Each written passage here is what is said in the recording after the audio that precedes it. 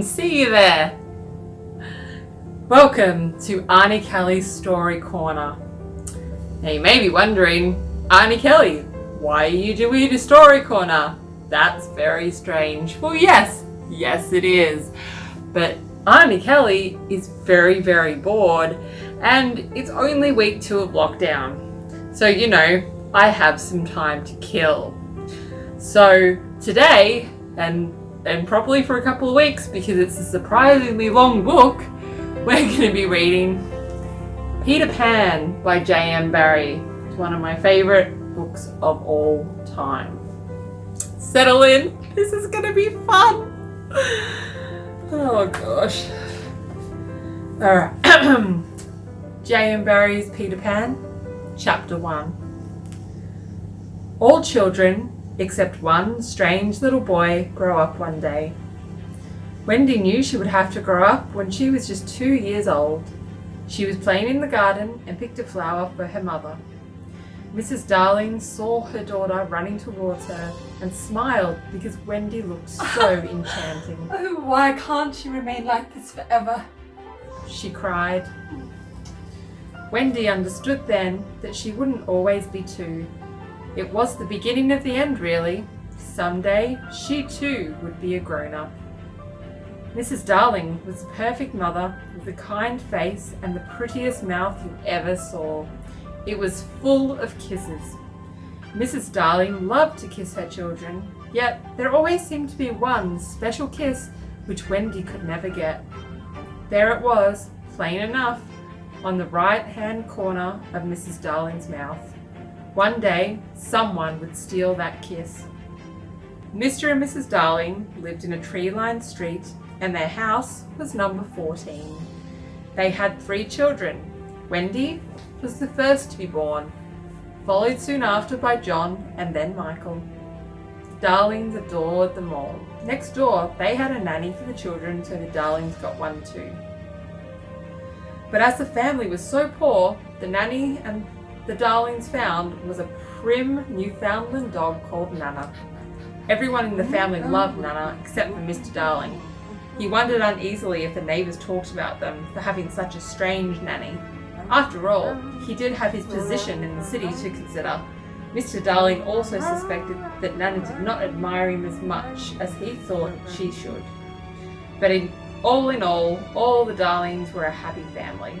In fact, there was never a happier family until the coming of Peter Pan. I don't know whether you have ever seen a map of a person's mind. Doctors can sometimes draw maps of other parts of you, but they can never draw a map of a child's mind.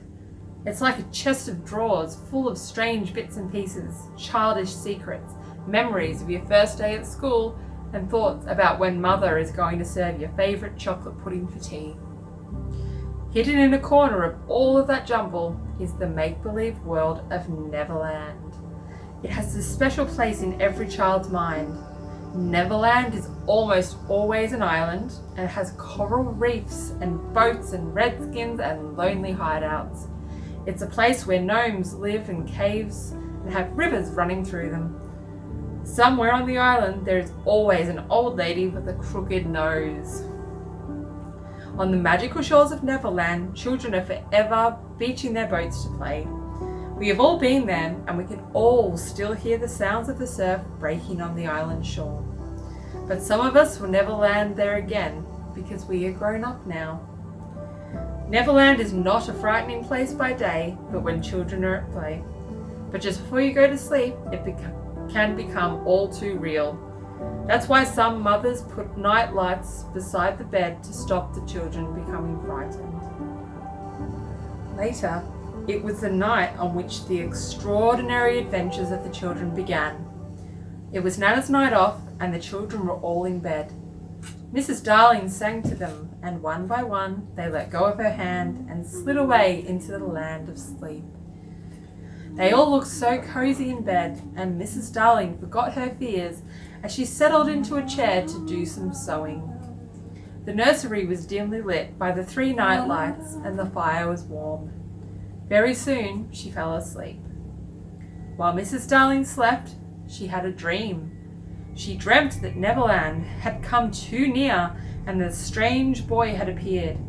He did not alarm her, but in the dream he had drawn aside the hazy curtains which hides Neverland. Mrs. Darling saw Wendy, John and Michael peeping through the gap. The dream itself might have meant nothing, but while she was dreaming, the window of the nursery blew open and a boy dropped onto the floor. He was accompanied by a strange tiny light no bigger than your fist. It darted around the room like a living thing, and it must have been this light which woke Mrs. Darling. She jumped up with a cry and saw the boy. Somehow she knew at once that he was Peter Pan. He was a lovely boy, dressed in skeleton leaves, but the most delightful thing about him was that he still had all his baby teeth. He saw Mrs. Darling was a grown-up and gnashed his pearly little teeth at her. And you'll have to wait till next week to find out what happens.